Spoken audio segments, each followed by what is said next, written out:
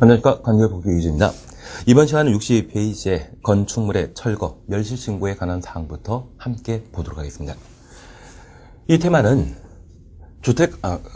건축 절차와 관련되어 건축 공사를 전부 완료하게 되면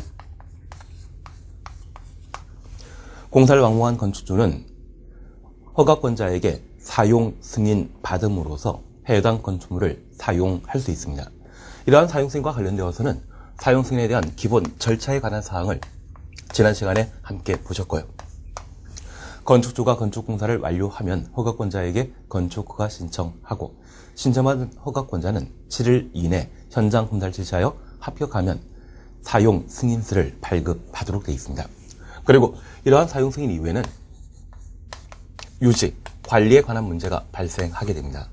여기 유지관리는 사용 승인 받은 때부터 해당 건축물이 멸실될 때까지 그 건축물의 소유자, 관리자가 이를 관리하는 행위를 유지관리라 하게 됩니다.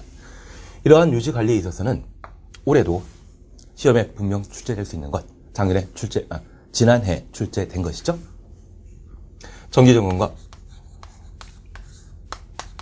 수시 점검에 관한 사항, 지난 시간에 함께 보셨고요.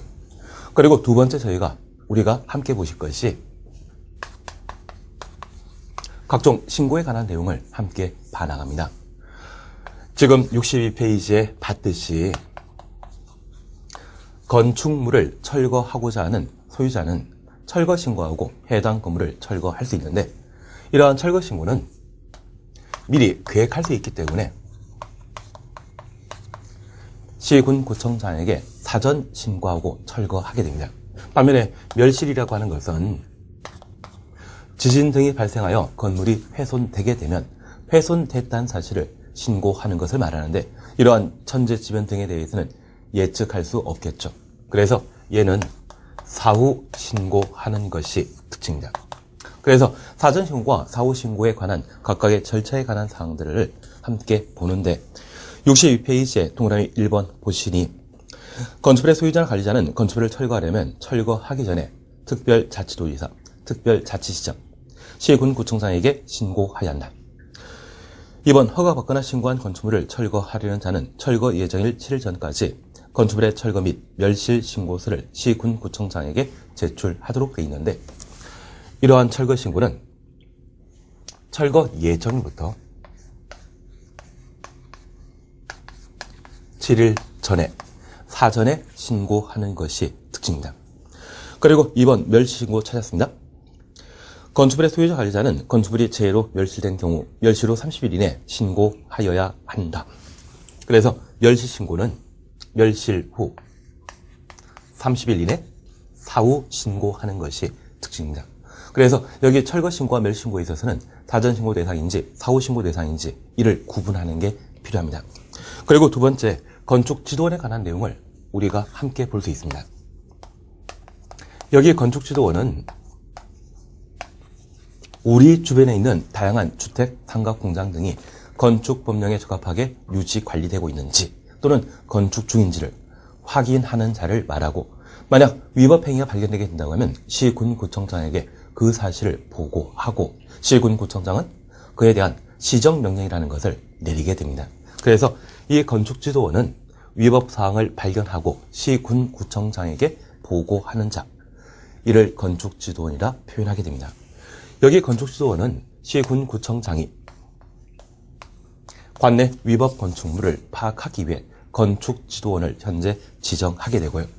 이러한 건축지도원의 업무 범위에 관한 사항을 살피는 게 시험거리입니다.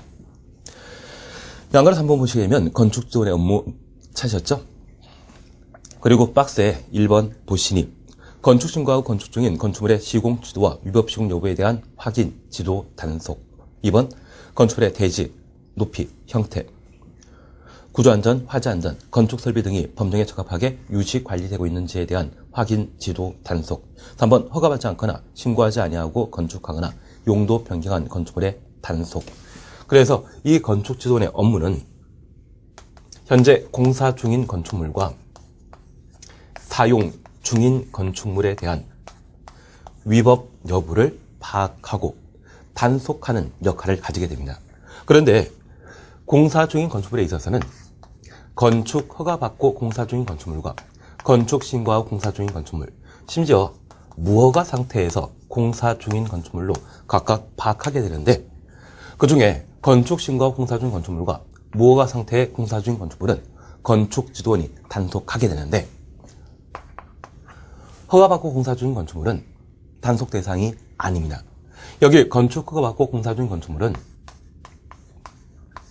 건축법령상 감리자를 반드시 두도록 하고 있는데, 저 감리자는 건축지도원과 비교하게 되었을 때 좀 더 전문가이죠. 그래서 건축 허가받고 공사 중인 건축물은 건축지도원의 단속 대상이 못 됩니다. 신고하고 공사 중인 건축물, 그리고 무허가 상태의 공사 중인 건축물에 대해서는 위법 여부를 확인하고 시정, 지도, 단속하게 됩니다.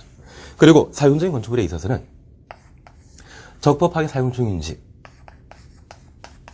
그리고 이 사용 중인 건축물에 대해서는 용도 변경이라는 게 가능한데, 그러한 용도 변경과 관련되어 허가, 신고 등의 절차를 제대로 준수하고 용도 변경했는지, 그러한 범위에 대해 건축지도원이 단속하게 되는데, 우리가 하나 기억할 게 있습니다. 만약 시험에 건축 허가받거나 건축 신고하고 건축 중인 건축물에 대해 지도원이 위법 여부를 지도 단속한다 라고 하면 틀립니다.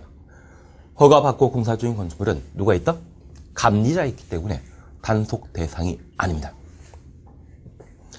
그리고 4번 보게 되면 건축물 대장 찾았는데, 이 대장에 대해서는 별표 하나에 놓습니다.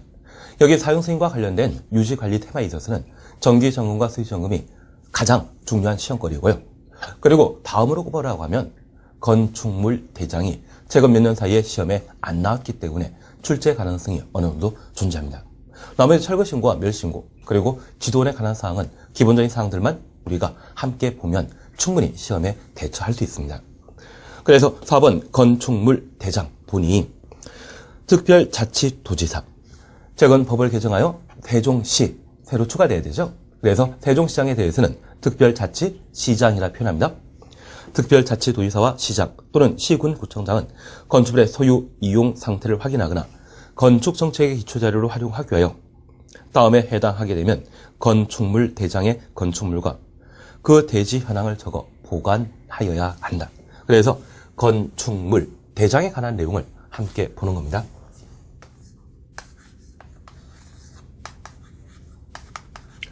우선 이 건축물 대장의 작성과 관련된 내용을 함께 봐주는데, 이쪽은 시군구청장이 건축물 대장을 작성하고 보관하게 됩니다. 만약 시험에 시군구청장 외 갑자기 시도지사가 건축물 대장을 작성하고 보관한다 라고 하면 바로 틀립니다. 현재 대장은 시군구에만 존재하고 시도, 특별시, 광역시, 경기도지사, 이러한 경우는 대장이 없습니다. 그리고 이러한 건축물 대장을 작성하게 된다고 하면 그 작성 대상이 무엇인지 한자 등기신이 1번 주면 쳐놓습니다. 사용 승인서를 내준 경우.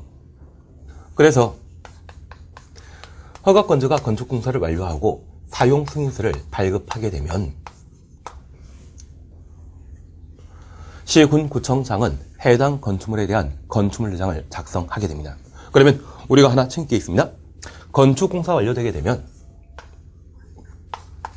공사 완료한 건축주가 허가권자에게 사용승인 신청하게 되면 허가권자는 현장 검사를 실시하고 합격, 불합격을 판단한 상태에서 합격한 때 사용승인서를 발급하게 됩니다. 그리고 2차적으로 건축물 대장이 만들어진다는 이야기죠. 그리고 우리가 민법 공부하시면서 새로 신축된 부동산에 대해서는, 건축물에 대해서는 그 소유권을 인정받기 위해서는 등기한 때 소유권 인정받을 수 있다, 그렇게 알고 있죠. 그래서 건축물에 대한 최초 등기를 소유권 보존 등기를 하는데, 그 소유권 보존 등기는 건축물 대장을 들고 등기소에 방문해야만 만들어주게 됩니다. 그래서 대장과 등기부 등본 사이의 선후 관계를 한번 구분해 놓습니다. 그래서 등기부 등본은 세 번째 만들어지는 것이죠. 사용승인서가 발급되게 되면 시군구에서는 건축물 대장을 작성하고 그 대장이 발급된 건축물에 대해 소유권 보존 등기라는 게 이루어지게 됩니다.